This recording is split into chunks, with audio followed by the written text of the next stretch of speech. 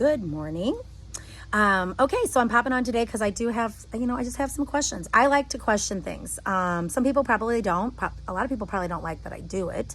And they probably don't like that I posted here on Facebook. I'm okay with all of that. I'm at a place where it's okay that you don't like what I do. You can unfollow me, you can unfriend me, you can whatever you need to do to feel peace in your heart. That's what you need to do. But there's a lot of people that reach out to me privately that actually, kind of like the questions I'm asking because it's thought-provoking, right?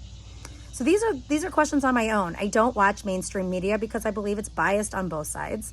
I get my information from real people, and I don't watch other media outlets really. Technically, I don't subscribe to anything. I just watch and judge based on kind of what my gut feeling is saying, and I will go with my gut because I know that we were created with that within us to be discerning of like certain situations, certain people. Like if you're walking down the street and you see some creepy guy on the other side of the street, you're like, I need to like go into a restaurant right now because that doesn't feel right? Or somebody's walking too close to your car, something's off there. So we're given that so we know, hey, this is feeling off. So this is why I ask these questions. It's not to piss anyone off. It's not to cause a problem, but it is to ask a question like, this doesn't feel right to me. Does anyone else see that?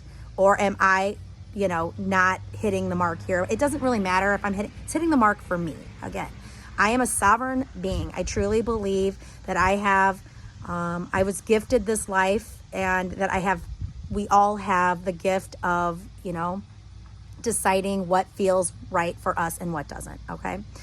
So here's my question today. So I just don't understand a lot of things, honestly, but here's what question. Football season's back and everybody is going back to the stadiums. I love seeing that. It's great. It's crowded. They're sitting literally on top of one another. They're not separated 3 feet. And most people, they're not vaccinated. Some are, some are not. But they're spitting on each other. They're licking their fingers from their hot dog. They're high-fiving. They're cheering. They're spitting on each other and breathing on each other.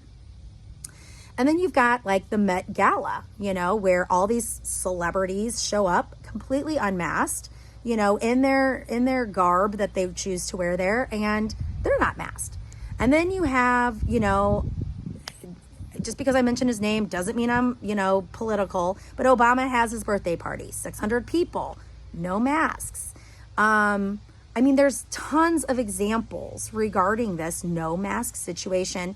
And we are in a global pandemic per the experts. A global pandemic. Does it look like we're in a global pandemic when that stuff is happening? And then we treat our children completely different than what we're allowing in a stadium, which you pay to go into, right? So I'm really struggling with the difference. And how can a severely deadly disease stop at the entrance to a stadium and stop at the entrance to a Met Gala or a birthday party? Many, many, many examples of this exist. Like these are just a few that are recent. And then our children are sent to school under the guise that this mask is protecting them, which some of you guys may really, truly in your soul feel like it does. But I'm just asking the question, like, why that, and why not have the same thing at school?